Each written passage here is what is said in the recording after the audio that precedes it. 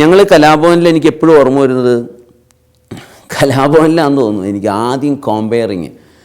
പണ്ടൊക്കെ ബോംബെ ബേസ്ഡ് ആയിട്ടുള്ള പ്രോഗ്രാമിലൊക്കെ അത് ഉണ്ടെന്ന് കേട്ടിട്ടുണ്ട്. ഞാൻ അങ്ങനെയുള്ള പ്രോഗ്രാം കണ്ടിട്ടുണ്ട്, കേരളത്തിൽ വന്ന് കണ്ടിട്ടുണ്ട്. അന്ന് അവിടെ ഒരു എഡ്വിച്ചേട്ടൻ എന്ന് വിളിക്കുന്ന എഡ്വേഡ്, അദ്ദേഹമായിരുന്നു അന്ന് കോമ്പയറിങ്. അദ്ദേഹത്തെപ്പറ്റി ഒരു വലിയ കഥ പറയാനുണ്ട്. കാരണം പഴയ ഓർക്കസ്ട്രക്കാർക്ക് പീറ്റർ വില്യംസ്, ജെൻസി ഇബ്രാഹിം പോലുള്ള പഴയ ഗായകർക്ക്, ടെൽമ, ഇവർക്കൊക്കെ അറിയാം. ഒന്നാമത് പുള്ളി പേര് വിളിക്കില്ല, പീറ്ററിനെ വിളിക്കില്ല. ഗീറ്ററൊക്കെ എവിടെ, വില്യംസൊക്കെ എവിടെ, ഈ പേരിൻ്റെ കൂടെ ഒരു വാലും കൂടെ ഉണ്ടാവും. അനൗൺസ്മെൻറ്റ് തന്നെ നമ്മൾ ഉദ്ദേശിക്കുന്ന പോലെ കൊച്ചിൻ കലാഭവൻ്റെ ഗാനമേള ആരംഭിക്കുന്നു. ഇതല്ല, പുള്ളിയുടെ സംഭാഷണത്തിൻ്റെ ഒരു ചെറിയൊരു പിരിവിരിപ്പുണ്ട്. അപ്പോൾ നമ്മൾ ഇത് അദ്ദേഹത്തിൻ്റെ അനൗൺസ്മെൻറ്റ് കേട്ടവരൊക്കെ പിരിഞ്ഞ് ചിരിക്കുന്നുണ്ടാവും. കൊച്ചിൻ കലാഭവൻ്റെ ഗാനമേള ആരംഭിക്കുന്നു, നിങ്ങളെല്ലാവരുടെയും സഹകരണം പ്രതീക്ഷിച്ചുകൊണ്ട് ഞങ്ങൾ സംഗീത സായന്തമായ സന്ധ്യയിലേക്ക് നിങ്ങളെ ക്ഷണിക്കുകയാണ്. ഇങ്ങനെ പുള്ളി സംസാരിക്കുന്നുള്ളൂ. അപ്പോൾ ഈ അന്ന് പപ്പി എന്ന് പറഞ്ഞൊരു പാട്ടുകാരി ഉണ്ടായിരുന്നു, കൃഷ്ണകുമാരി എന്ന പേര് മഹാരാഷ്ട്ര പഠിച്ചിരുന്നു, പപ്പി എന്ന് എല്ലാവരും വിളിക്കുന്നത്. അപ്പോൾ പപ്പി അന്ന് വന്ന് പാടാൻ തുടങ്ങുന്നത് എനിക്കത് ഇപ്പോഴും ഓർമ്മയുണ്ട്. ഞാൻ ഇപ്പോഴും ഈ അടുത്ത് പപ്പിയെ കലാഭവൻ്റെ നമ്മുടെ ഒരു വാർഷിക പരിപാടിക്ക് പാടാൻ വന്നപ്പോൾ ഞാൻ ഒരു 3-4 മാസം മുമ്പ് കൂടെ അത് പറഞ്ഞതാണ്. പപ്പു എന്ന ചിത്രത്തിൽ പൂ പൂതാപ്പൂ എന്ന ഗാനമാണ് പാടുന്നത്, പപ്പി പാടുന്നു. അപ്പോൾ പുള്ളിക്കാരൻ പപ്പീനെ ക്ഷണിച്ചത് ഇങ്ങനെയാണ്. അടുത്തത് പപ്പു എന്ന ചിത്രത്തിൽ പൂ പൂതാപ്പൂ എന്ന ഗാനം ആലപിക്കുന്നു പപ്പി. അപ്പോൾ ഞങ്ങളൊക്കെ ഇങ്ങനെ ഇത് കഴിഞ്ഞിട്ട് അദ്ദേഹത്തെ വന്നിരുന്ന് കളിയാക്കും. അപ്പോൾ വളരെ മനോഹരമായിട്ട്, ഭയങ്കര ജെൻറ്റിൽമാനാണ് പുള്ളി, ലുക്ക് വൈസ് കാണാനും വളരെ പ്ലസൻറ്റുമാണ്. നല്ല കോമ്പയറിങ് ആയിരുന്നു പുള്ളിയുടെ. എല്ലാവർക്കും ഓരോരോ ശൈലി ഉണ്ടാവും. നമ്മൾ ഈ നെഗറ്റീവ് സൈഡ്, ഇപ്പോൾ ഈ മിമിക്രിക്കാരായതുകൊണ്ട് ഈ നെഗറ്റീവ് സൈഡ് കാണുകയും അവരുടെ കുഴപ്പങ്ങൾ കണ്ടുപിടിക്കാനായിട്ട് കൂടുതൽ ഷാർപ്പായിട്ട് തിങ്ക് ചെയ്യുന്നതുകൊണ്ടായിരിക്കും ചിലപ്പം ഇത്തരം പ്രശ്നങ്ങളൊക്കെ എനിക്ക് പറയാൻ പറ്റുന്നത്. ഈ കാലഘട്ടത്തിലാണ് ആബേലച്ചൻ്റെ ഡിവോഷണൽ സോങ്സ് റെക്കോർഡിലോട്ട് ആക്കുന്നത്, LP റെക്കോർഡ്. പഴയ തലമുറയിലുള്ളവർക്കൊക്കെ അറിയാമല്ലോ, പണ്ട് ഇത്രയും വലിയൊരു റെക്കോർഡുണ്ടാവും. ഇതിനകത്താണ് ഗാനങ്ങളൊക്കെ റെക്കോർഡ് ചെയ്ത് നമ്മൾ ഓരോ അമ്പലപ്പറമ്പുകളിലൊക്കെ ചെല്ലുമ്പോൾ നമ്മളിത് വെക്കുന്നു. അന്ന് ഈ ഓഡിയോ കാസറ്റുകളൊന്നും വിപണിയിൽ വന്നിട്ടില്ലാത്ത കാലഘട്ടത്തിൽ KK ആൻ്റണി മാസ്റ്റർ, അദ്ദേഹമാണ് അച്ഛൻ്റെ എല്ലാ ഗാനങ്ങളും സംഗീതം ചെയ്തിട്ടുള്ളത്. ഈശ്വരനെ തേടി എന്നുള്ള ഗാനവും ഗാഗുൽ താമലയിൽ നിന്നും അങ്ങനെ ഒരുപാട് ഗാനങ്ങൾ എല്ലാം മ്യൂസിക് ചെയ്തിരിക്കുന്ന അദ്ദേഹമാണ്. പാടിയിരിക്കുന്നത് ദാസേട്ടനാണ്, B വസന്ത. അതിൻ്റെയൊക്കെ ഫോട്ടോസ് ഇപ്പോഴും കലാഭവനിലുണ്ട്. അന്നതൊക്കെ വലിയ സംഭവമായിരുന്നു. ചെന്നൈയിൽ ചെല്ലുക, ഇത് റെക്കോർഡ് ചെയ്യുക. HMV ആയിരുന്നു. HMV എന്ന് പറയുന്നത് അന്നത്തെ ഏറ്റവും ഫേമസ് ആയിട്ടുള്ള ഒരു കമ്പനിയായിരുന്നു. പിന്നീടാണ് തരംഗണിയും അങ്ങനെ ഒരുപാട് കമ്പനികൾ ഇവിടെ ഇപ്പോൾ വന്നത്. അപ്പോൾ ആ ഗാനങ്ങളൊക്കെ റെക്കോർഡ് ചെയ്ത് കഴിഞ്ഞപ്പോൾ അച്ഛൻ്റെ ഒരു ഗ്രേഡ് അങ്ങ് മാറി. കാരണം അച്ഛന് കലാഭവൻ എന്ന് പറയുന്നത് വെറും ഒരു പ്രോഗ്രാം ട്രൂപ്പ് മാത്രം നടത്തുന്നവരല്ല, അല്ലെങ്കിൽ വെറുതെ ക്ലാസ്സുകൾ മാത്രം നടത്തുന്നതല്ല, ഇതിൻ്റെ ലെവലും ഗ്രേഡും അങ്ങ് മാറി. അന്ന് ഞങ്ങൾ പ്രോഗ്രാമിന് പോകുന്ന സമയത്ത് മിമിക്രി എന്നൊക്കെ പറഞ്ഞാൽ അന്ന് ആരും മൈൻഡ് ചെയ്യില്ല. കാരണം പാട്ടുകാരാണ് അന്നത്തെ രാജാക്കന്മാർ. കലാഭവൻ, ജോണി, മോഹൻ എന്നൊക്കെ പറയുന്നവരും, പിന്നെ അറിയാമല്ലോ നമുക്ക് ഓർക്കസ്ട്ര, ഞാൻ നേരത്തെ പറഞ്ഞതാണ് ഇവരുടെയൊക്കെ പേര്. കണ്ണൂരൊക്കെ പോകുന്ന സമയത്ത് അന്ന് എനിക്ക് 50 രൂപയാണ് കേട്ടോ കിട്ടുന്നത്. 50 രൂപ തീരം മോശം എമൗണ്ടൊന്നും അല്ല. മാത്രമല്ല അന്നൊക്കെ നമുക്ക് ഭക്ഷണത്തിന് വേണ്ടി പൈസ തരും. 5 രൂപ ഊണിനും 2 രൂപയാണ് ഈ ചായക്കുമായിട്ട് തരുന്നത്. ഈ 5 രൂപ എന്ന് പറയുമ്പം നമുക്കിപ്പോൾ ചിരി വരും, പക്ഷേ 5 രൂപക്ക് അത്യാവശ്യം നോർത്തിൽ നിന്ന് നല്ല ഫിഷ് കറി കൂട്ടിയൊരു ഊണ് കിട്ടും 5 രൂപക്ക്.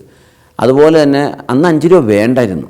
അതുപോലെ ഞങ്ങളൊക്കെ പ്രോഗ്രാമിന് പോകുന്ന സമയത്ത് 2 രൂപ എന്ന് പറഞ്ഞാൽ ചായയും 2 പരിപ്പുവടയും കഴിക്കാനുള്ള കാശ് കിട്ടും. അപ്പോൾ ഇത്രയും പൈസ മതി അന്ന് നമുക്ക് ഈ പറഞ്ഞ പോലെ നന്നായിട്ട് ഭക്ഷണം കഴിക്കാൻ. പക്ഷേ നമുക്ക് ഈ രാത്രിയൊക്കെ കണ്ണൂരിൽ നിന്നൊക്കെ വരുന്ന സമയത്ത് എല്ലാ സെൻറ്ററിലെ സീറ്റുകൾ മുഴുവൻ ചേട്ടന്മാരൊക്കെ അങ്ങ് പിടിച്ചു വെച്ചിട്ടുണ്ടാവും.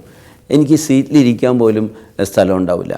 ബസ്സെന്ന് പറഞ്ഞാൽ പണ്ട് KSRTCയുടെ കണ്ടം ചെയ്ത ബസ് അച്ഛൻ 5000 രൂപയ്ക്കും തോന്നുന്നു വാങ്ങിച്ചത്. 5000 രൂപ എന്ന് പറഞ്ഞാൽ വലിയ എമൗണ്ടൊന്നും അല്ല, അത് വളരെ ചീപ്പിന് തന്നെയാണ് അന്ന് വാങ്ങിച്ചത്. അപ്പോൾ ആ ബസ്സിൻ്റെ അവസ്ഥ നമുക്കറിയാം, വളരെ കുടുങ്ങിയ പോകുന്നത്. മാത്രമല്ല അന്നത്തെ കേരളത്തിൻ്റെ റോഡുകളുടെ അവസ്ഥ അറിയാമല്ലോ, ഇതിലും വളരെ മോശമായിരുന്നു. ഇപ്പോൾ കുറേ ഹൈടെക് റോഡുകൾ ഈ അടുത്ത് കുറേ ആളായിട്ട് വന്നു. അപ്പോൾ അത് മാത്രമല്ല എനിക്ക് കിടക്കാൻ സ്ഥലം ഉണ്ടാവില്ല. അപ്പോൾ ഞാനെപ്പോഴും ഈ 2-3 സീറ്റുകളുണ്ടാവും. ഈ സീറ്റുകളുടെ അടിയിൽ കൂടെയാണ് ഞാൻ കിടക്കുന്നത്. അപ്പോൾ ഇവർ കാലിങ്ങനെ അകത്തി വെക്കും. കാരണം എനിക്കിൻ്റെ അടിയിൽ കൂടെ, ഞാൻ വണ്ണം കുറവാണ്, അപ്പോൾ അടിയിൽ കൂടെ എനിക്ക് വെക്കാൻ പറ്റും. അപ്പോൾ എൻ്റെ തല വരുന്ന എവിടെയാണെന്ന് വെച്ചാൽ ഈ വലിയ ട്രാൻസ്പോർട്ട് ബസ്സിലും പ്രൈവറ്റ് ബസ്സിലൊക്കെ നിങ്ങൾക്ക് അറിയാൻ പറ്റും, ബാക്കിൽ കുറച്ച് സ്പേസ് ഉണ്ടാവും, ആളുകൾ അവിടെ ആയിരിക്കും നിൽക്കുന്നത്. ആ ബാക്കിൽ ആ സ്പേസിൽ അവിടെയാണ് നമ്മുടെ ഈ സൗണ്ട് സിസ്റ്റത്തിൻ്റെ ഈ മൈക്ക് സ്റ്റാൻഡും അതിൻ്റെ ബേസും ഒക്കെ ഇട്ടിരിക്കുന്നത്. അപ്പോൾ താഴെ ഈ ബേസ് എന്ന് പറഞ്ഞാൽ ഈ വണ്ടി ഓടുമ്പോൾ കിടന്ന് കടന്ന് അടിക്കും. ഈ ബേസ് തന്നെ ഒരു 14 മൈക്ക് ഉണ്ടാവുമല്ലോ, അതിൻ്റെ സ്റ്റാൻഡും ഒക്കെ ഇവിടെ ഇരുമ്പ് കമ്പികളെല്ലാം കൂടി ഇട്ടിരിക്കുന്നത്. എൻ്റെ തല ഇതിൻ്റെ അടുത്താണ്. അപ്പോൾ ഇവരെല്ലാവരും ചോദിക്കും, ഇത് എങ്ങനെയാണ് പ്രസാദ് ഇതിൻ്റെ ഇടയിൽ കിടന്ന് ഉറങ്ങുന്നതെന്ന് ചോദിക്കും. അപ്പോൾ ഞാൻ പറയും, ഇതിപ്പോൾ നമുക്ക് ഉറക്കം എന്ന് പറഞ്ഞാൽ എനിക്ക് അന്ന് നിന്നു അതെ ഉറക്കം, ഞാൻ വണ്ടി കയറി ഞാൻ സുഖമായിട്ട് കിടന്ന് ഉറങ്ങും. ഉറങ്ങാനായിട്ട് ദൈവം സഹായിച്ച് ഇതുവരെ ഒരു പ്രശ്നം ഉണ്ടായിട്ടില്ല. അപ്പം അത്രയുമൊക്കെ കഷ്ടപ്പാടുകളൊക്കെ അന്ന് സഹിച്ചിട്ടുണ്ട്. പിന്നീട് നമുക്ക് മിമിക്സ് പീരീഡൊക്കെ തുടങ്ങി മെറ്റഡോർ ഒക്കെ വണ്ടിയിൽ ഇരുന്ന് പോകാൻ സൗകര്യം കിട്ടിയപ്പോഴൊക്കെ ശരിക്കും പറഞ്ഞാൽ സ്വർഗ്ഗതുല്യമായിരുന്നു. അപ്പോൾ എപ്പോഴും ആർട്ടിസ്റ്റുകളുടെ ഒരു എന്താ പറയുക, അവരുടെ ഒരു കംഫർട്ട് എന്ന് പറയുന്നൊരു പ്രധാനപ്പെട്ട ഇഷ്യൂവാണ്. ഞാൻ ഈ ട്രൂപ്പ് തുടങ്ങിയ സമയത്ത് കൊച്ചിൻ ഗിന്നസിലും ഇതേപോലെ ട്രാവലർ എടുത്തു. അന്ന് ട്രാവലർ ആർക്കും ഇല്ലായിരുന്നു ആ കാലഘട്ടത്തിൽ, 95, 94 ട്രാവൽ എടുക്കുകയും ഞാനിപ്പോൾ ഒരു 4-5 വർഷം മുമ്പ് എൻ്റെ വണ്ടി AC ആക്കിയപ്പോഴും ഇത്രയും പോഷ് ആവണമെന്നൊക്കെ ചോദിച്ചു. ഞാൻ പറഞ്ഞു, നമ്മൾ ഓരോ പ്രോഗ്രാമിനെ വന്ന് ഇറങ്ങുമ്പോൾ കോട്ടയത്തായാലും കോഴിക്കോടായാലും തിരുവനന്തപുരത്തായാലും വന്ന് ഇറങ്ങുമ്പോൾ ക്ഷീണിച്ച് വേർത്ത് വന്ന് ഇറങ്ങിയാൽ പിന്നെ അത് കഴിഞ്ഞിട്ട് പ്രോഗ്രാം തുടങ്ങുമ്പോൾ 2-3 മണിക്കൂർ കഴിയും. ഞാനെപ്പോഴും വണ്ടിയിൽ നമ്മുടെ ടെമ്പോയിൽ തന്നെ ഇപ്പോഴും ഞാൻ പ്രോഗ്രാമിന് പോകാറുള്ളത്. അപ്പോൾ അത് അച്ഛനും അങ്ങനെ തന്നെയായിരുന്നു പോയിക്കൊണ്ടിരുന്നത്. അതുകൊണ്ട് ഞാനിപ്പോൾ അതങ്ങ് ഫോളോ ചെയ്യുന്നു. പിന്നെ നമ്മുടെ ടീമിന് അതൊന്നുമല്ല, വലിയ പോളിസിയും പ്രിൻസിപ്പളൊന്നുമായിട്ട് ചിന്തിക്കണ്ട. അതിൻ്റെ കൂടെയൊക്കെ നമ്മുടെ ടീം അംഗങ്ങൾ നമ്മുടെ ഒരു കൺട്രോളിലും നമ്മൾ അവരുടെ കൂടെ. പിന്നെ നമ്മളെന്തിനാണ് പ്രോഗ്രാം നടത്തുന്നത്? നമ്മളത് ജോലിയല്ലല്ലോ, നമുക്കതൊരു പാഷനാണ്. അപ്പോൾ നമ്മളിപ്പോഴും അതിൻ്റെ കൂടെ പോകുമ്പോൾ അവരുടെ കൂടെ പാട്ടും പാടി CD കാണും. അപ്പോൾ നമ്മൾ സിനിമകൾ കാണും. അതിനെപ്പറ്റി സിനിമ തുടങ്ങുമ്പോൾ ആരെങ്കിലുമൊക്കെ താരങ്ങളൊക്കെ വരുമ്പം നമ്മൾ കൈയടിക്കും. ചില താരങ്ങൾ വരുമ്പോൾ കൂവും. ഇതൊക്കെ ഉണ്ട് ഈ വണ്ടിക്കകത്ത്. ഇപ്പോഴും അതൊക്കെ കണ്ടിന്യൂ ചെയ്തുകൊണ്ട് ഇരിക്കുകയാണ്. അതിനകത്ത് ഈ മോഹൻലാൽ ഫാനും മമ്മൂട്ടി ഫാനൊക്കെ ഈ വണ്ടിക്കകത്ത് 20 പേരിൽ ഒരുപാട് പേരുണ്ട്. അപ്പോൾ ഇപ്പോഴും കൈയടിയും. പരിപാടി സിനിമ കഴിയുമ്പോൾ മോശമാണെങ്കിൽ കൂവും, നമ്മൾ ഉഗ്രനാണെങ്കിൽ കൈയടിക്കും. അതൊക്കെ ഇപ്പോഴും നമ്മളങ്ങനെ കണ്ടിന്യൂ ചെയ്ത് തുടക്കം പോലെ തന്നെ ഇപ്പോഴും അങ്ങ് പോവുക. അപ്പോൾ ഈ ബസ് യാത്ര, ഇതൊക്കെ ഈ ടെമ്പോ ട്രാവലറുള്ള യാത്ര, ഇതൊക്കെ നമ്മൾ എൻജോയ് ചെയ്ത് പോവുക. തിരിച്ചു വരുന്ന വഴി ഇപ്പോഴും തട്ടുകടയിൽ കയറും, നമ്മൾ ദോശയടിക്കും. അപ്പോൾ ഇതൊക്കെ ഒരു രസകരമായ അനുഭവങ്ങളാണ്. അപ്പോൾ അന്ന് ഈ റെക്കോർഡിംഗ് എല്ലാം ചെയ്തുകൊണ്ടിരുന്നത് ചെന്നൈയിൽ പോയിട്ടായിരുന്നു. ചെന്നൈ അല്ലല്ലോ, അന്ന് മദ്രാസാണ്. പിന്നീടാണത് ചെന്നൈ ആകുന്നത്. അപ്പോൾ ആബേലച്ചന് തോന്നി ഒരു റെക്കോർഡിംഗ് സ്റ്റുഡിയോ കേരളത്തിൽ ആദ്യമായിട്ടങ്ങ് ഉണ്ടാക്കിയാലോ. അങ്ങനെ കലാഭവനിൽ നിരവധി വിഷയങ്ങൾ പഠിപ്പിക്കുന്നുണ്ട്. അവിടെ ക്ലാസ്സുകളുണ്ട്, 10-40 ക്ലാസ് റൂമുകളുണ്ട്. ഇതിൻ്റെയൊക്കെ ഇടയിൽ ഒരു 3 ക്ലാസ് റൂം ഡെവലപ്പ് ചെയ്തെടുത്തിട്ട് അവിടെ ഒരു റെക്കോർഡിംഗ് സ്റ്റുഡിയോ അതിൻ്റെ പണി തുടങ്ങി. അപ്പോൾ അവിടെ നമുക്ക് കംപ്ലീറ്റ് സൗണ്ട് പ്രൂഫ് ആയിരിക്കണം. കാരണം അവിടെ നമ്മൾ തബല ക്ലാസ് ഉണ്ട്, ഗിറ്റാറുണ്ട്, കീബോർഡുണ്ട്, അതുപോലെ തന്നെ ഫ്ലൂട്ട്, ഡാൻസ് ആണെങ്കിൽ ഭരതനാട്യം, മോഹിനിയാട്ടം, കുച്ചിപ്പൊടി. ഇത് മാത്രമല്ല സിനിമാറ്റിക് ഡാൻസും ഉണ്ട്, ഡ്രോയിങ് ഉണ്ട്, പെയിൻറ്റിങ് ഉണ്ട്, കരാട്ടെ, കുങ്ഫു തുടങ്ങി എല്ലാ വിഷയങ്ങളും അവിടെ പഠിപ്പിച്ചുകൊണ്ടിരിക്കുകയാണ്. പിന്നെ സംഗീതമുണ്ട്, ഗിറ്റാർ, കീബോർഡ്, അത് ഞാൻ പറഞ്ഞു തോന്നുന്നു, വയലിൻ. അപ്പോൾ ഇതിൻ്റെയൊക്കെ ശബ്ദങ്ങൾ വരാത്ത രീതിയിൽ അത്രയും അക്വസ്റ്റിക് ആയിരിക്കണം നമ്മുടെ ഈ സ്റ്റുഡിയോ. അപ്പോൾ ഇത് ക്ലാസ്സുകളെന്ന് പറഞ്ഞാൽ അവിടെ ശനിയും ഞായറുമാണ് അച്ഛൻ ക്ലാസ്സുകൾ തുടങ്ങിയത്. ശനിയും ഞായറും രാവിലെ 9 മുതൽ വൈകിട്ട് 5 വരെ. പിന്നെ മറ്റു ദിവസങ്ങളിലൊക്കെ ഈവനിങ് ക്ലാസ്സസ് ഉണ്ട്. അപ്പോൾ ഇത് അവിടെ കണ്ടിന്യൂസ് ആയിട്ട് വന്നുകൊണ്ടിരിക്കുക. ഏറ്റവും റേറ്റ് കുറച്ച് സംഗീതവും ഇങ്ങനെയുള്ള ഉപകരണങ്ങളും പഠിപ്പിക്കുന്ന ഒരു സ്ഥലമാണ് കലാഭവൻ. അന്നും അതെ, ഇന്നും അതെ. അപ്പോൾ അച്ഛൻ അതിൻ്റെ കൂടെയാണല്ലോ ഇപ്പോൾ ഈ പരിപാടികളെല്ലാം കൂടെ ഒരുമിച്ച് ആരംഭിച്ചിരിക്കുന്നത്. ഇപ്പോഴും ഈ ക്ലാസ്സുകൾ ഭംഗിയായിട്ട് പോകുന്നു. 2500-ഓളം വിദ്യാർത്ഥികൾ കലാഭവനിൽ പഠിക്കുന്നു എന്നുള്ളതാണ് ഏറ്റവും സന്തോഷകരമായ അനുഭവം. മാത്രമല്ല കലാഭവൻ്റെ ബ്രാഞ്ചസ് തന്നെ 10-11 ബ്രാഞ്ചസ് ഗൾഫ് നാടുകളിലും കേരളത്തിലും പല സ്ഥലങ്ങളിലും ഇപ്പോൾ കണ്ണൂരും ഒക്കെ തുടങ്ങിയിട്ടുണ്ട്. അതൊക്കെ അച്ഛൻ്റെ അന്നത്തെ ആ വിഷനായിരുന്നു. അങ്ങനെ ഈ ക്ലാസ്സുകളുടെയൊക്കെ ഗ്യാപ്പിലൊരു സ്റ്റുഡിയോക്കുള്ള സ്പേസ് കണ്ടുപിടിച്ചു. അന്ന് ഹരിയായിരുന്നു ഇതിൻ്റെ ചാർജ് ഈ സ്റ്റുഡിയോയുടെ.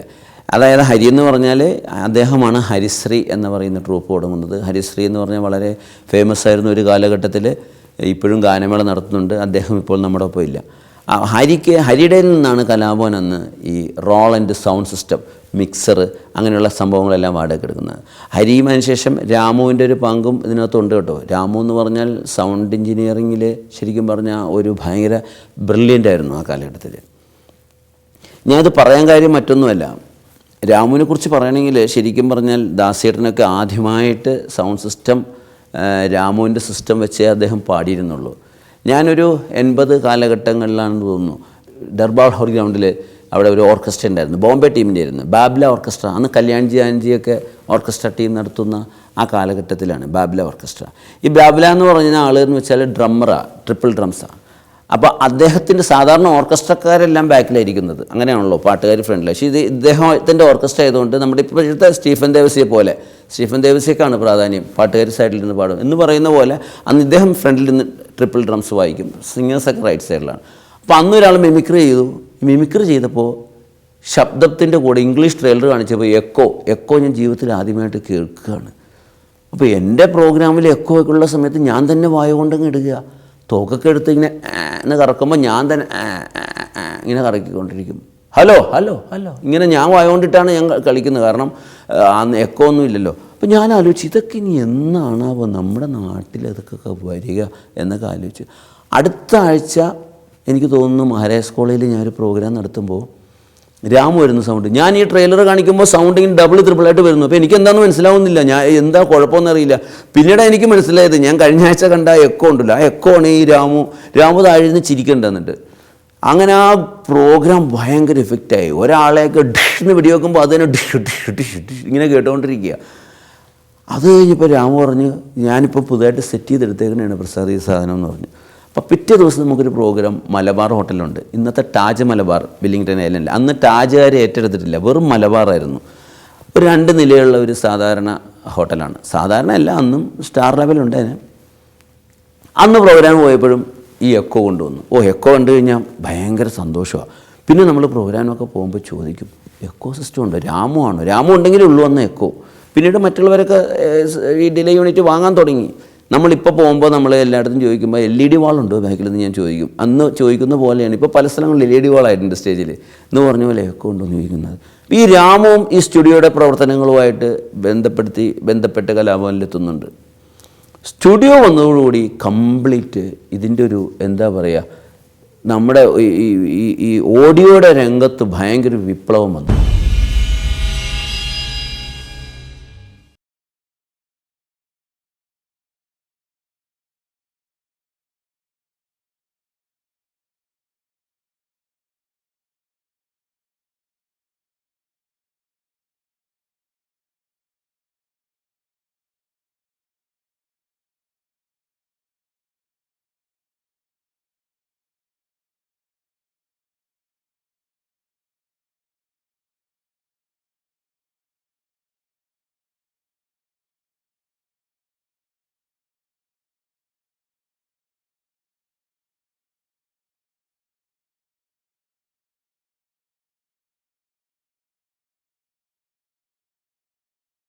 ഈ സ്റ്റുഡിയോ അങ്ങ് വന്ന സമയത്ത് ശരിക്കും പറഞ്ഞു കഴിഞ്ഞാൽ ഒരു 80കളിൽ നാടകങ്ങളുടെ ഒരു ഭയങ്കര ട്രാൻസിഷൻ പീരീഡാണ്. സ്റ്റുഡിയോയും നാടകമായിട്ട് എന്താ ബന്ധമെന്ന് ചിലപ്പോൾ ചോദിക്കാം. ഈ അതുവരെ 1980 കാലഘട്ടങ്ങൾക്ക് മുമ്പ് ഓർക്കസ്ട്ര വെച്ചിട്ടായിരുന്നു നാടകം. നാടക ട്രൂപ്പിൻ്റെ കൂടെ ഓർക്കസ്ട്രയും പോകും. പുതിയ തലമുറക്ക് അതൊക്കെ ഒരു വലിയ അത്ഭുതമായിരിക്കാം. അല്ലെങ്കിൽ നമുക്ക് ബാക്ക്ഗ്രൗണ്ട് മ്യൂസിക് കൊടുക്കാൻ പറ്റില്ലല്ലോ. അല്ലാതെ ഈ ടേപ്പ് റെക്കോർഡർ എന്ന് പറയുന്നൊരു സംഭവം ഇല്ലല്ലോ നമ്മുടെ നാട്ടിൽ. അപ്പോൾ അന്ന് ടേപ്പ് റെക്കോർഡർ അല്ല കേട്ടോ, സ്പൂളാണ്. അപ്പോൾ ഈ സ്പൂളിൽ നമ്മൾ ഈ ഓരോ മൂമെൻറ്റ്സ് അങ്ങോട്ട് നായകൻ പോകുമ്പോഴുള്ള മ്യൂസിക് വയലിനും തബലയൊക്കെ വെച്ച് ചെയ്തതൊക്കെ അങ്ങ് മാറി സിന്തസൈസറും കീബോർഡൊക്കെ ആയിട്ട് ഭയങ്കര ടൈമിങ്. ഇത് ഭയങ്കരമായിട്ട് പ്ലാൻഡ് ആയിരിക്കണം. അന്ന് കുമരകൻ രാജപ്പൻ ചേട്ടനും ഒക്കെയാണ്, ഫ്രാൻസ് ചേട്ടൻ, ഇവരൊക്കെ ആയിരുന്നു അന്ന് കൂടുതൽ നാടകങ്ങൾ ചെയ്തിരുന്നത്. അവർ ഒരു സീസണാകുമ്പോൾ ഒരു 10-12 നാടകം ഉണ്ടാവും ഒരാൾക്ക് തന്നെ. അത് മാത്രമല്ല ഈ ആർട്ടിസ്റ്റുകളുടെ എൻട്രിയും അതുപോലെ ഭയങ്കരമായ രംഗങ്ങളൊക്കെ വരുന്ന ഭയാനകമായ രംഗങ്ങളൊക്കെ പണ്ട് ഈ ചെറിയ തബലയിലൊക്കെ വായിച്ചുകൊണ്ടിരുന്നതൊക്കെ അങ്ങോട്ട് മാറിയിട്ട് ഭയങ്കര സ്പെഷ്യൽ ഇഫക്റ്റ് അങ്ങ് വന്നു തുടങ്ങിയിട്ടുണ്ട്. അതുപോലെ ടൈറ്റിൽ സോങ്ങുകളെല്ലാം ഭയങ്കര സ്പെഷ്യൽ ഇഫക്റ്റായി. എല്ലാം കൊണ്ടും മുമ്പ് ടൈറ്റിൽ സോങ് വരെ ലൈവായിട്ടാണ് പാടിക്കൊണ്ടിരുന്നത് എന്നുള്ള കാര്യം മറന്നു പോകരുത്. അങ്ങനെ ഈ നാടകങ്ങളുടെ ഒക്കെ റെക്കോർഡിങ് കലാഭവൻ്റെ ഒരു കുത്തകയായി മാറി. അപ്പോൾ അന്ന് ഒരു കാറ് വരുന്ന സീനാണെങ്കിൽ തന്നെ ഇങ്ങനെ നോക്കുമ്പോൾ തന്നെ ഞാൻ ഒരു സൗണ്ട് ഇടും, കാറ് വന്നല്ലോ എന്ന്, അല്ലെങ്കിൽ ദാമോദരൻ എത്തിയല്ലോ എന്നൊക്കെ പറഞ്ഞ് വരുന്ന മൂമെൻറ്റ്സാണ്. അതുപോലെ ഒരു പട്ടിയുടെ എന്നൊരു കുര കേൾക്കുമ്പോൾ അവിടെ ആരോ വന്നല്ലോ എന്നൊക്കെ പറഞ്ഞിങ്ങനെ നോക്കുന്നു. ഇതിലൊക്കെ ഈ ശബ്ദം എന്നെയാണ് രാമു വിളിക്കുന്നത്. 50 രൂപയാണെന്ന് ഒരു ശബ്ദം ഇട്ടാൽ എനിക്ക് കിട്ടുന്നത്. അപ്പോൾ മോശമല്ല കേട്ടോ എമൗണ്ട്. വന്നാൽ 10 മിനിറ്റ് കൊണ്ട് പണി തീരുമ്പോൾ എനിക്കങ്ങ് പോകും. ഞാൻ താമസിക്കുന്ന കലാഭവൻ്റെ തൊട്ട് പുറകില്ല, ഒരു ഫർലാങ് വേണ്ട. അപ്പോൾ പ്യൂണിനെ ജോസഫേട്ടനെ പറഞ്ഞു വിടും, ഞാൻ വരും, ഏതെങ്കിലും 2-3 ശബ്ദം ഇടും. മിക്കവാറും നാടകത്തിൽ കിളികൾ, പട്ടി, പൂച്ച ഇതെല്ലാത്തിൻ്റെ ശബ്ദം ഉണ്ടാവും. തിലകഞ്ചേട്ടൻ്റെ നാടകത്തിലൊക്കെ ഞാൻ ശബ്ദം കൊടുത്തിട്ടുണ്ട്. അദ്ദേഹത്തിൻ്റെ തീ എന്ന നാടകം കലാഭവൻ ഓഡിറ്റോറിയത്തിലാണ് അരങ്ങേറിയത്. അന്നൊക്കെ ഞാൻ ലൈവായിട്ട് ഈ നാടകം, അദ്ദേഹം സിനിമയിൽ വരുന്നതിന് മുമ്പുള്ള കാലഘട്ടമാണ് ഈ പറയുന്നത്. അതുപോലെ ആലമ്പുഴൻ ചേട്ടൻ, അതൊക്കെ പറഞ്ഞാൽ നമുക്ക് ഒരുപാട് ചിരിക്കാനുണ്ട്. കാരണം ഇദ്ദേഹത്തെ നമ്മൾ ഭയങ്കര ഒരു കൊമേഡിയനായിട്ടാണ് കാണുന്നത്. ഇദ്ദേഹം വളരെ സീരിയസ് ആയിട്ട് നിന്ന് സംസാരിക്കുന്നതും നാടകം ഡയറക്റ്റ് ചെയ്യുന്നതൊക്കെ കണ്ടു കഴിയുമ്പോൾ നമുക്ക് ചിരി വരും. അപ്പോൾ ഒരു പശുവിൻ്റെ ശബ്ദം, ഞാൻ ഇപ്പോഴും അത് പറഞ്ഞിട്ട് എല്ലാവരും ചിരിക്കാറുണ്ട്. അപ്പോൾ മിമിക്രീനകത്ത് ഞാൻ 2 ശബ്ദം ഇടുന്നതിൽ ക്ഷമിക്കണം കേട്ടോ, കാരണം നമ്മളുടെ അതിനുള്ള വേദിയല്ല ഇതെന്ന് എനിക്കറിയാം. എന്നാൽ ഇത് പറയുമ്പോൾ ഈ ശബ്ദം ഇല്ലാതെ പറ്റില്ല. അപ്പോൾ പശുവിൻ്റെ കരച്ചിലെന്ന് പറയുമ്പോൾ ഞാനിങ്ങനെ ചെറുതായിട്ട് എന്ന് കരഞ്ഞു. അപ്പം ആലമ്പുഴൻ ചേട്ടൻ പറഞ്ഞു, ഒന്നുകൂടെ ദയനീയമായിട്ട് അപ്പോൾ ഞാൻ ഒന്നുകൂടെ കരഞ്ഞു. അപ്പം ഒന്നുകൂടെ അപ്പോൾ എനിക്ക് ചിരിയും വരുന്നുണ്ട് ഇദ്ദേഹം പറയുന്നത് കേൾക്കുമ്പോൾ. ഇങ്ങനെയല്ല അദ്ദേഹം പറയുന്നത്, തലേക്ക് ഇങ്ങനെ ആട്ടി ഒന്നുകൂടെ ദയനീയമായിട്ട് ഇങ്ങനെ പറയുന്നത്. വീണ്ടും ഇപ്പോൾ എനിക്ക് മനസ്സിലാവുന്നില്ല ഇതിലും കൂടുതൽ എങ്ങനെയാണ് ദയനീയമാവുന്നത്. അപ്പോഴാണ് എനിക്ക് വേറൊരാൾ വന്ന് പറഞ്ഞിരുന്നത്, അത് ഈ പശുവിന് ഭക്ഷണം കൊടുക്കില്ല, വൈക്കോല് കൊടുക്കില്ല. അപ്പം ആ പശുവിൻ്റെ കരച്ചിൽ കേട്ടോ അവന് വിശക്കുന്നു എന്ന് പറയുന്ന സീനാണ്. അതുകൊണ്ടാണ് പുള്ളി ദയനീയമാകാൻ പറയുന്നത്. അപ്പോൾ അതെനിക്ക് പറഞ്ഞു തന്നാലേ എനിക്ക് മനസ്സിലാവുള്ളൂ. അതുപോലെ തന്നെ ചില പ്രൊജക്ഷനൊക്കെ അതിനകത്ത് ഉൾപ്പെടുത്തിയിട്ടുണ്ട്. ഏതോ യുദ്ധമൊക്കെ ഏതോ നാടകത്തിലുണ്ട്. ഇപ്പോൾ യുദ്ധത്തിന് 3-4 ട്രാക്ക് ഉണ്ടല്ലോ. ട്രാക്ക് വന്നു കഴിയുമ്പോൾ 4 ട്രാക്കാണെന്നുള്ളത്. 4 ട്രാക്ക് എന്ന് പറഞ്ഞാൽ വലിയ സംഭവമാണ്, അറിയാലോ അല്ലേ. സൗണ്ട് റെക്കോർഡ് ചെയ്യുമ്പം പണ്ടാണെങ്കിൽ എല്ലാ ഓർക്കസ്ട്രയും കൂടെ ഒരുമിച്ച് വെച്ച് റെക്കോർഡ് ചെയ്തുകൊണ്ടിരുന്ന പണ്ട് സിനിമ. ഇതിപ്പോൾ നമുക്ക് തബല മാത്രം ഒരു ട്രാക്കിൽ, അതുപോലെ ഗിറ്റാർ ഒരു ട്രാക്കിൽ, പാട്ട് ഒരു ട്രാക്കിൽ. അപ്പോൾ ഇത് സെപ്പറേറ്റ് നമുക്ക് ചെയ്യാം. അപ്പോൾ ഏതിൻ്റെയെങ്കിലും അവസാനം മിക്സ് ചെയ്യുന്ന സമയത്ത് തബല കൂട്ടാം, തബല കുറക്കാം, പാട്ട് കൂട്ടാം, ഒരെണ്ണത്തിന് മാത്രം സ്പെഷ്യൽ എഫക്റ്റ് കൊടുക്കാം. ഇതിനുള്ളൊരു സൗകര്യം എന്ന് പറഞ്ഞാൽ ഭയങ്കര ഒരു വിപ്ലവമായിരുന്നു അന്ന് ഈ റെക്കോർഡിങ്ങിൽ. അപ്പോൾ ഈ വിപ്ലവം ഞാൻ ഈ കോമഡി കാണിക്കുന്നതിലും വന്നു. കാരണം ഞാൻ ഈ യുദ്ധരംഗമൊക്കെ അവതരിപ്പിക്കുമ്പോൾ ഒരു ട്രാക്കിൽ ഈ പ്ലെയിൻ മാത്രം, അപ്പോൾ പ്ലെയിൻ ഇങ്ങനെ ഫുൾ ടൈം പോയിക്കൊണ്ടിരിക്കുന്നു. വേറൊരു ട്രാക്കിൽ ഇടയ്ക്കിടയ്ക്ക് ഇങ്ങനെ ഫയറിങ്, മിഷൻ കണ്ണ് വെച്ച് ഫയറിങ്. അതുപോലെ വേറൊരു ട്രാക്കിലാണെങ്കിൽ കാറ് പോകുന്നു, മറ്റേ ആംബുലൻസ് പോകും. ഇങ്ങനെ ഇത് 4 കൂടെ ഒരുമിച്ച് മിക്സ് ചെയ്ത് കഴിയുമ്പോൾ ശരിക്കും പറഞ്ഞാൽ ഞാൻ തന്നെ പേടിച്ചു പോയി. ഇത്രയും ഇഫക്റ്റ് ഇതിനകത്ത് വരുത്താൻ പറ്റും. മറ്റെല്ലാം കൂടെ നമ്മൾ ശ്വാസം പിടിച്ചാണ് ഈ ട്രെയിലറൊക്കെ കാണിച്ചുകൊണ്ടിരിക്കുന്നത്. അതുപോലെ തന്നെ ഈ സ്പെഷ്യൽ ഇഫക്റ്റുകൾ, ഈ ബൂട്ട്സ് ഇട്ട കാല് വെച്ച് നടക്കൽ, പിന്നെ അതുപോലെ തന്നെ ഈ നമ്മുടെ ഈ ഡോറിൽ മുട്ടുന്ന ശബ്ദം, അതുപോലെ ഈ വെള്ളത്തിൽ പോകുന്ന ശബ്ദം. അപ്പോൾ ഈ നാടകത്തിൽ അങ്ങനെ എന്തോ സീനൊക്കെ ഉണ്ട്. ഇപ്പോൾ വെള്ളത്തിൻ്റെ സൗണ്ട് എന്ന് പറയുമ്പോൾ ഞാൻ തന്നെ ഇത് കണ്ടുപിടിച്ചു. കാരണം അന്ന് ഈ സ്പെഷ്യൽ ഇഫക്റ്റൊക്കെ ചെയ്യുന്ന സംഭവം മദ്രാസിലേ ഉള്ളൂ എന്ന് പറഞ്ഞ് ഞാൻ കേട്ടിട്ടുമില്ല, കണ്ടിട്ടുമില്ല. ഞാനൊരു ബക്കറ്റ് കൊണ്ടുവരും, എന്നിട്ട് അതിനകത്തൊരു സ്ട്രോ വാങ്ങും. സ്ട്രോ വാങ്ങിച്ചിട്ട് ബക്കറ്റിൽ വെച്ചിട്ട് വെള്ളം ഊതി കഴിയുമ്പോൾ കുളക്കുളക്കുളാന്ന് കൊമളയുടെ സൗണ്ട് കേൾക്കും. അത് മൈക്ക് വെച്ച് പിടിക്കും. ഇങ്ങനെയുള്ള കുറേ സൂത്രപ്പണികളൊക്കെ ഞാൻ പഠിച്ചു. അപ്പം ഏത് ശബ്ദം വന്നാലും എനിക്കന്ന് ചെയ്യാൻ പറ്റുമായിരുന്നു. ഇത് സിനിമയിൽ നല്ല സ്കോപ്പാട്ടോ. കാരണം മദ്രാസിലൊക്കെ ചെന്ന് ഇത് നല്ല സ്കോപ്പാന്ന് പറയും. പക്ഷെ നമ്മൾ ആ ഫീൽഡിലോട്ട് ആയിരുന്നില്ല നമ്മുടെ ഉദ്ദേശം. ഇതിങ്ങനെ കുറേ നാൾ 1.5-2 വർഷം എല്ലാ നാടകക്കാരും വരുമ്പോൾ പിന്നെ ഞാൻ നോക്കുമ്പോൾ എന്നെ വിളിക്കണില്ല. അപ്പോൾ ഞാൻ ചോദിച്ചു, രാമു ഇതെന്താ വിളിക്കുന്നത്, എന്താ എന്നെ വിളിക്കാത്തത്, കുറച്ച് ദിവസമായല്ലോ. അപ്പോൾ പുള്ളി പറഞ്ഞു, പ്രസാദിനെ എപ്പോഴും വിളിച്ച് ബുദ്ധിമുട്ടിക്കണ്ടല്ലോ എന്ന് ഓർത്ത്. ഞാൻ അതെല്ലാം റെക്കോർഡ് ചെയ്ത് വെച്ചിട്ടുണ്ടല്ലോ, ഞാൻ അതങ്ങ് ഇട്ട് കൊടുക്കുന്നു അവർക്ക്.